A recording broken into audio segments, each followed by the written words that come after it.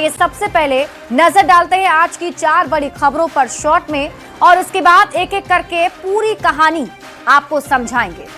आज इस बुलेटिन में सबसे पहली खबर होगी जहरीला जाम, कब तक लगेगा लगाम। क्योंकि देखिए जिस तरीके से जहरीली शराब को लेकर के मौत की खबरें सामने आ रही है, उस पे काफी ज्यादा बवाल ही मचा हुआ है। और जहरीला जाम कब तक लेगा जान, ये खबर हम आपको समझाएंगे। साथ ही बिहार में टूट गई आरजेडी कांग्रेस की दोस्ती, ये भी आपको समझाएंगे, क्योंकि कांग्रेस की तरफ से इसे लेकर एक बड़ा बयान भी सामने आया है। अगली खबर होगी विद्या की देवी का किसने किया अपमान, क्योंकि एक तस्वीर सामने आई है जो चौंकाने वाली तो है ही, साथ ही साथ अपमानित करने वाली भी है। और इसके साथ ही आई पैक के दफ्तर पर छापा, ममता क्यों आग बबूला, ये भी आपको समझाएंगे। लेकिन शुरुआत सबसे पहले समस्तीपुर में एक बार फिर जहरीली शराब ने कहर बरपाया है। जहरीली शराब पीने से एक बुजुर्ग की जान चली गई और उसके बेटे के दोनों आंखों की रोशनी चली गई।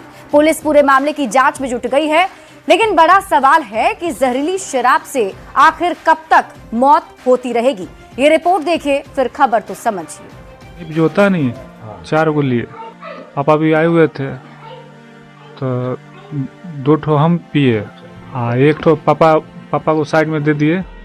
जिस शख्स की आप आवाज सुन रहे हैं, दरअसल वो अपनी दोनों आंख गवा चुका है।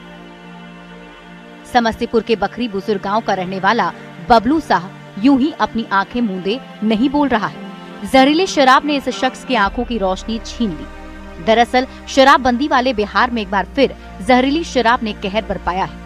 समस्तीपुर के बखरी बुजुर्ग गांव में 60 साल के बुजुर्ग की जहरीली शराब पीने से मौत हो गई, जबकि मृतक के बेटे बबलू साह की आंखों की रोशनी चली गई। गांव का बगल में है सुंदर शाह का बेटा है अरविंद शाह उफ बंठा, उनसे लिए शाम का टाइम में छोटा वाला नीप जो होता नहीं 4 गोली, पापा भी आए हुए थे तो 2 ठो हम पिए, 1 ठो पापा को साइड में दे दिए। उसके बाद तबीयत ना बिगड़ते चला गया। अब पता नहीं चला कब पिताजी डेड कर गए। मेरा ससुर भी चल गए, अब हम कैसे रहे। जहरीली शराब कांड के बाद बखरी बुजुर्ग गांव में सनसनी मची है। आंखों की रोशनी गवा चुका बबलू साह का दावा है 1 जनवरी को बाप बेटे ने शराब पी थी। इसके लिए ऑनलाइन पेमेंट भी किया गया। शराब पीने के बाद उनकी तबीयत बिगड़ती चली गई। जहरीली शराब कांड के बाद इलाके में सन्नाटा पसरा है। समस्तीपुर के मुसरी घराड़ी थाना के बखरी बुजुर्ग गांव में शराब ने एक बार फिर लोगों की जान ले ली है। कुछ जानकारी नहीं, दोनों एक साथ बीमार गिर गए और उसके बाद दोनों को हम ले गए विवेक कुमार डॉक्टर के यहाँ, वो आईसीयू में भेज दिए। उसके बाद भाई को अलग बेड में दिए, बोला वार्ड में ले जाइए, इनको आईसीयू में रखे। आईसीयू में रखने के बाद आधा घंटा के अंदर में डेथ कर गए। समस्तीपुर में जहरीली शराब से संदिग्ध परिस्थितियों में मौत को लेकर कई सवाल उठ रहे हैं। इस बीच बीजेपी प्रदेश अध्यक्ष संजय सरावगी ने कहा, किसी को भी नहीं बख्शा जाएगा, कठोर से कठोर कार्रवाई की जाएगी। किसी को भी नहीं बख्शा जाएगा, सरकार इस पर संकल्पित है। समस्तीपुर में जहरीली शराब से मौत के बाद पुलिस हरकत में आ गई है। एसडीओ और एएसपी ने पूरे मामले की जांच शुरू कर दी है। पुलिस ये पता लगाने में जुटी है कि शराब कहां से और किसके जरिए मंगाई गई थी। हालांकि परिजनों के बयान से साफ ही हो रहा है कि उन्होंने किससे शराब खरीदी थी। ऑनलाइन पेमेंट उसका सबसे बड़ा सबूत है। बड़ा सवाल है कि बिहार में जहरीली शराब से कब तक मौत होती रहेगी।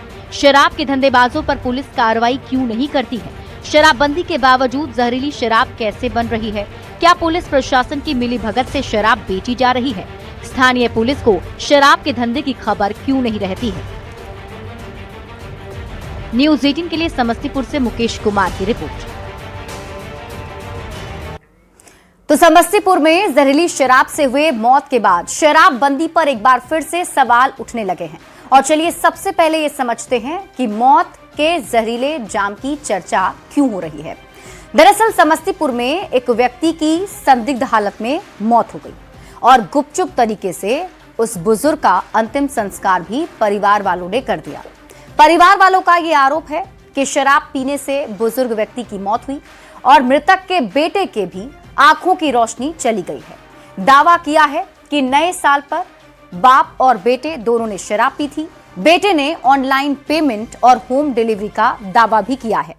मुसरी घरारी पुलिस थाने में लिखित शिकायत दर्ज कराई गई है और पुलिस कह रही है कि पोस्टमार्टम में मौत की वजह का खुलासा होगा। दोषियों के खिलाफ कार्रवाई की जाएगी। आरोपी की तलाश में पुलिस की छापेमारी भी जारी है। चलिए अब बिहार में शराबबंदी कानून को समझ लेते हैं। बिहार में पूर्ण शराबबंदी है। 21 दिसंबर 2015 को नई उत्पाद नीति लागू हुई। बिहार में 1 अप्रैल 2016 से शराबबंदी लागू की गई। बिहार में 5 अप्रैल 2016 से पूर्ण शराबबंदी को लागू किया गया। शराबबंदी सीएम नीतीश कुमार के निश्चय में भी शामिल है और सीएम ने महिलाओं के कहने पर बिहार में शराबबंदी को लागू किया। शराबबंदी को लेकर सीएम ने कई बार समीक्षा भी की। शराबबंदी को सफल बनाने की हर कोशिश सरकार की तरफ से की गई है और बड़े पैमाने पर तस्कर और माफिया गिरफ्तार भी हुए हैं। अब आप ये भी जान लीजिए कि बिहार में अब तक नकली शराब से कितनी मौतें हुई हैं। तो साल दर साल आपको ये आंकड़ा बताते हैं। साल 2016 में 156 लोगों की मौत हुई थी। 2018 की बात कर लीजिए, 2018 में जहरीली शराब की वजह से 9 लोगों ने अपनी जान गंवा दी। फिर 2021 में कुल 90 लोगों की जान जहरीली शराब पीने की वजह से चली गई। 2022 में 100 लोगों ने नकली शराब पीने से दम तोड़ दिया और फिर 2023 में 35 लोगों की जान चली गई। 2024 में यह आंकड़ा 25 का था। 25 लोगों ने नकली शराब पीने से दम तोड़ा, यानी कि आधिकारिक तौर पर कुल 400 से ज्यादा लोगों की मौत जहरीली शराब की वजह से हो चुकी है। अब ऐसे में सवाल है कि क्या शराब की सप्लाई को रोकना असंभव है? तो बिहार, उत्तर प्रदेश, झारखंड और बंगाल से घिरा है। नेपाल से बिहार के 7 जिलों की सीमा मिलती है और बिहार से सटे राज्यों से आवाजाही पर रोक का प्रयास किया जा रहा है। लेकिन आरोप लगते हैं कि पुलिस और माफियाओं की मिली भगत की वजह से यह धंधा होता है। पुलिस या कार्रवाई के बाद भी धंधा नहीं रुक पा रहा है। शराबबंदी के कड़े नियमों का माफियाओं में खौफ नहीं है। और चलिए अब यह भी समझते हैं कि शराबबंदी से क्या नफा नुकसान है। तो सबसे पहले आप जानिए कि ये फायदा है कि शराब की खुलेआम बिक्री बिहार में नहीं हो रही है। नुकसान ये है कि अवैध शराब का धंधा फल फूल रहा है। शराबी अब शराब पीकर सरेआम हंगामा सड़क पर नहीं करते हैं, तो दूसरी ओर सख्ती के बावजूद जहरीली शराब की तस्करी की जाती है। क्राइम रेट में जरूर कमी आई है, शराबबंदी का ये फायदा है, लेकिन राज्य को राजस्व का नुकसान भी हुआ है। और अब क्योंकि एक बार फिर से जहरीली शराब से मौत हुई है, तो ऐसे में कई सवाल उठ रहे हैं। बढ़ते हैं आगे और बात अगली खबर की। बिहार चुनाव में करारी हार महागठबंधन में दरार की सबसे बड़ी वजह बनती जा रही है। हालांकि सरकार तो पिछली बार भी नहीं बनी थी, लेकिन तब आरजेडी कांग्रेस पर हमलावर थी। लेकिन इस बार कांग्रेस के तेवर तल्ख नजर आ रहे हैं और यही वजह है कि कांग्रेस के कई बड़े नेता आरजेडी का साथ छोड़ने की पैरोकारी कर रहे हैं और उसमें सबसे बड़ा नाम है शकील अहमद खान का, जिन्होंने एक बार फिर से यह बयान दिया है कि बिहार में कांग्रेस को अब अकेले चलना चाहिए। ये रिपोर्ट देखिए, फिर खबर तो समझिए।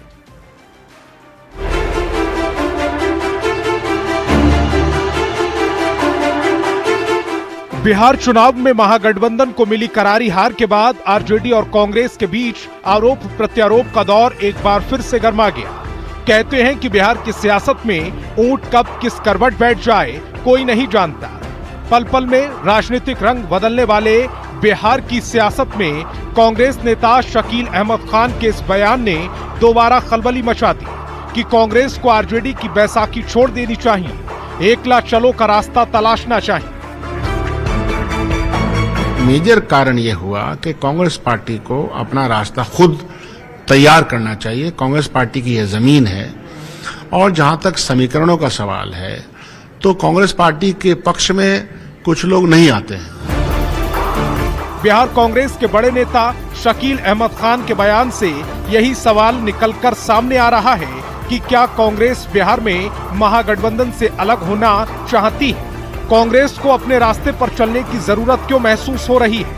क्यों कांग्रेस अपनी जमीन अकेले मजबूत करना चाहती है? क्या तेजस्वी यादव के साथ रहने से कांग्रेस को कोई लाभ नहीं हो रहा? यही वजह है कि कांग्रेस अपना रास्ता खुद तलाशने की जुगत में, क्योंकि इस पर आरजेडी बच-बचकर जवाब दे रही है।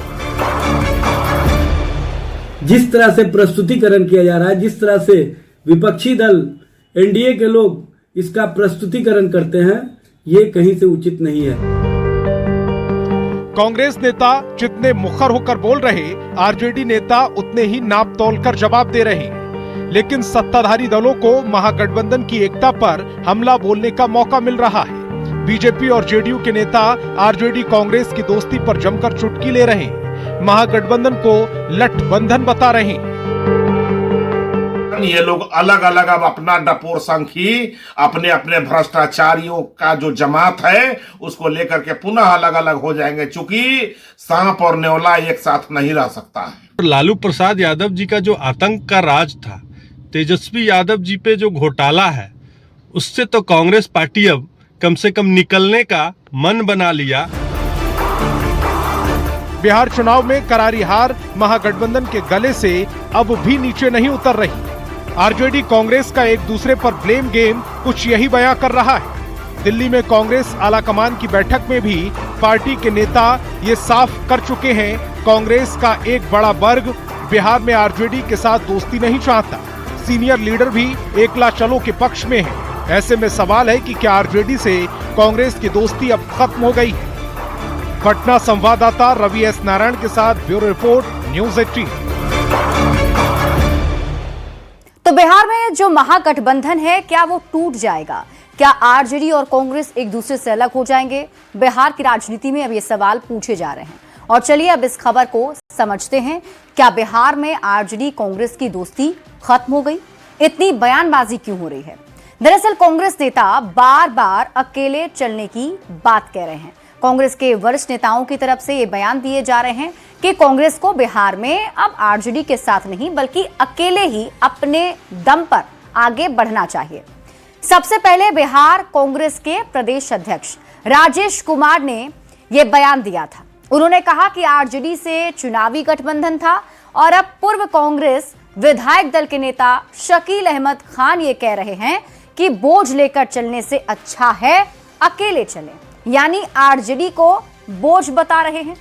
कांग्रेस आरजेडी गठबंधन टूटने की चर्चा क्यों हो रही है, तो आपको बता दें कि कांग्रेस में समीक्षा बैठक हुई और इस समीक्षा बैठक में कई नेताओं ने यह सुझाव दिया कि बिहार में कांग्रेस को अकेले ही चलना चाहिए। अब आप खबर तो समझिए। दरअसल विधानसभा चुनाव में इस बार महागठबंधन का खराब प्रदर्शन रहा और अब जरा महागठबंधन की दोनों पार्टियों का प्रदर्शन कैसा रहा वो आप देख लीजिए। 2025 के विधानसभा चुनाव में आरजेडी की बात करें, 143 सीट पर चुनाव लड़ा और 23% वोट लाने के बाद भी महज 25 सीट ही जीत पाया।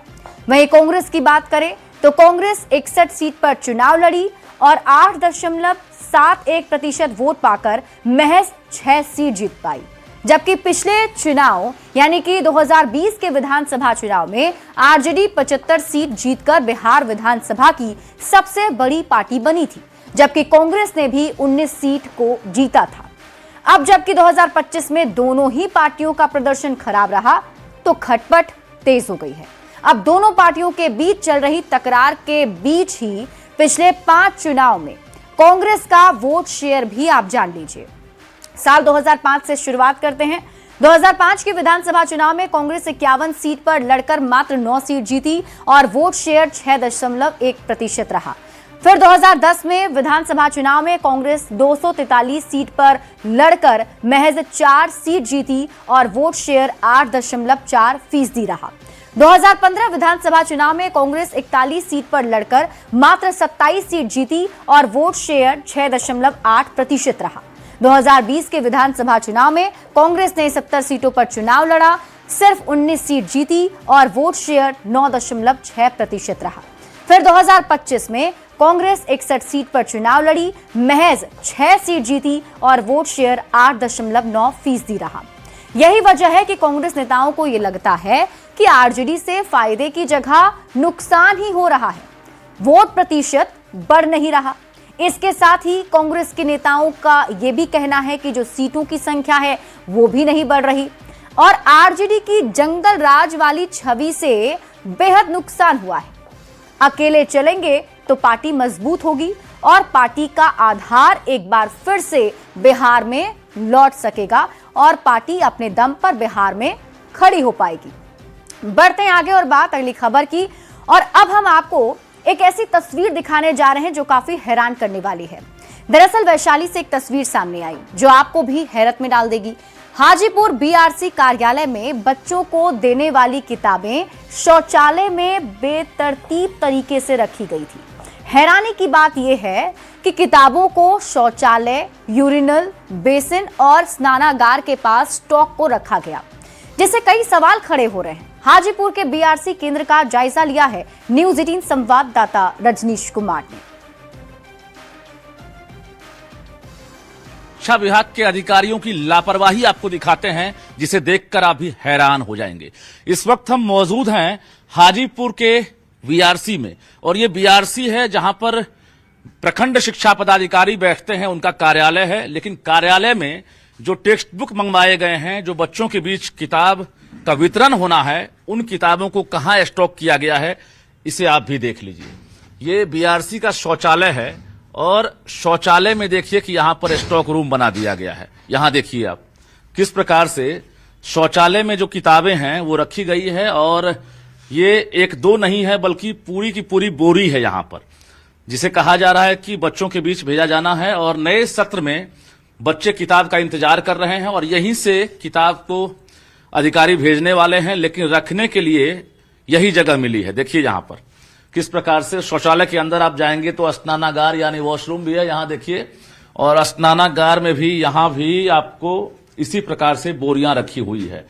तो ये तस्वीर देखकर शिक्षा विभाग के एसीएस हो या शिक्षा मंत्री हो या पूरी सरकार हो जरूर हैरान होगी, क्योंकि जिस प्रकार से मां सरस्वती की आत्मा को रुलाने का काम यहां के अधिकारियों ने किया है। किताब कहां रखी जाती है और किनके बीच भेजी जानी चाहिए ये सभी को पता है, लेकिन जो किताब की जगह है आपको हमने दिखा दिया कि शौचालय के भीतर जो है किताब को रख दिया गया। जानकारी मिली है और न्यूज 18 की टीम पहुंची है तो हकीकत देखकर हम भी हैरान हैं, क्योंकि बाहर शौचालय लिखा हुआ है और अंदर जो है यूरिनल भी है और इसके साथ साथ देखिए यहां पर कहा जा रहा है कि इसमें लोग शौचालय का यूज भी करते हैं, टॉयलेट है, बगल में बेसिन भी है। हम बहुत सारी तस्वीरें नहीं दिखाएंगे लेकिन कुछ तस्वीरें हम दिखाना चाहते हैं क्योंकि ये लापरवाही है। जरा कैमरामैन सुबोध आप आगे आइए और दिखाइए, ये ठीक शौचालय है और शौचालय में किस प्रकार से रखी गई है किताबें। कुछ कर्मी हैं, उनसे हम बातचीत करेंगे। हम प्रखंड शिक्षा पदाधिकारी कहाँ हैं? मैडम तो जिला चली गई है, अभी नहीं है। अच्छा, तो आप टीचर हैं? नहीं है सर, मैं यहाँ के अकाउंटेंट हूँ, लेखापाल अकाउंटेंट हैं सर। तो कब ये किताबें कब आई? ये सर 2 दिन पहले ही, परसों चूंकि टूटा हुआ था, जगह के अभाव में हम लोग थोड़ा सा एडजस्टमेंट है। आज जिला से बात किए हैं तो सर बोले हैं कि ठीक है, इसको जो है संकुलाधीन हम लोग। इधर आइए सर। किताब कहाँ रखनी चाहिए? सर टोटल वहाँ सेट से लेके दोनों रूम पूरा भरा हुआ है। अचानक आ गया तो बोला कि आज ये गिरवाना है, इसीलिए थोड़ा सा इसमें हो गया। आखिर अकाउंटेंट ने खुलासा कर ही दिया है कि मैडम को जानकारी है। जो प्रखंड शिक्षा पदाधिकारी हैं, हालांकि उनसे मुलाकात नहीं हुई है, लेकिन उनके बिना आदेश के शौचालय में किताबें नहीं रखी गई है। इस बात की तस्दीक अकाउंटेंट ने की है। देखना दिलचस्प हुआ कि आखिर शिक्षा विभाग के अधिकारी अब क्या एक्शन लेते हैं, चाहे एसीएस हो या शिक्षा मंत्री हो। इस तस्वीर देखने के बाद वो क्या कार्रवाई करते हैं, क्योंकि सरस्वती के साथ भद्दा मजाक हुआ है। कैमरामैन सुबोध के साथ रजनीश कुमार, न्यूज 18, हाजीपुर, वैशाली। तो ये तस्वीर साफ तौर पर लापरवाही दर्शाती है, शिक्षा विभाग को शर्मसार करती है। और चलिए अब शिक्षा विभाग की इस बड़ी लापरवाही को समझ लेते हैं। देखिए, नए सेशन के लिए सरकारी किताबें मंगाई गई हैं, जिसमें सरकारी स्कूलों में बच्चों को ये किताबें दी जानी है। क्लास 1 से लेकर 8 तक की बच्चों के लिए नई किताबें मंगाई गई, जो अभी अलग अलग स्कूलों में भेजा जाना है और वहां बच्चों के बीच वितरित करना है। लेकिन हाजीपुर बीआरसी ऑफिस में लापरवाही से किताबें रखी गई। प्रखंड शिक्षा पदाधिकारी के कार्यालय में लापरवाही बरती जा रही है। बड़ी संख्या में किताबों को बेतरतीब तरीके से रखा गया। शौचालय, यूरिनल बेसिन, स्नानागार के पास स्टॉक जमा किया गया है, जो तस्वीरों में साफ दिख रहा है। किताब के अपमान को विद्या के अपमान के तौर पर माना जाता है, क्योंकि किताब को हम मां सरस्वती के समान मानते हैं। किताब को शौचालय में रखना काफी अपमानजनक है। ऐसे में सवाल है, कितनी बड़ी लापरवाही के लिए जिम्मेवार कौन है? क्योंकि सवाल करने पर प्रभारी बीईओ गायत्री कुमारी ने अपना पल्ला झाड़ लिया। उन्होंने कहा कि उनसे पूछकर शौचालय में किताब नहीं रखी गई। तो ऐसे में सवाल उठता है कि विद्या की देवी का अपमान करने को लेकर कार्रवाई आखिर किस पर होगी और किस पर होनी चाहिए, ये देखने वाली बात होगी। बढ़ते हैं आगे और बात अगली खबर की हम करेंगे। कोयला तस्करी और मनी लॉन्ड्रिंग एक्ट के उल्लंघन के खिलाफ ईडी की कार्रवाई में कोलकाता में बहुत बड़ा बवाल हो गया। ईडी का आरोप है कि सब कुछ सही चल रहा था, तभी पश्चिम बंगाल की मुख्यमंत्री ममता बनर्जी अपने अधिकारी और पुलिसकर्मियों के साथ पहुंची। उन्होंने दस्तावेजों को जबरन हटा दिया। इस पूरी घटना को बीजेपी ने शर्मनाक बताया है, क्योंकि आरोप सीधे तौर पर मुख्यमंत्री ममता बनर्जी पर लगे हैं।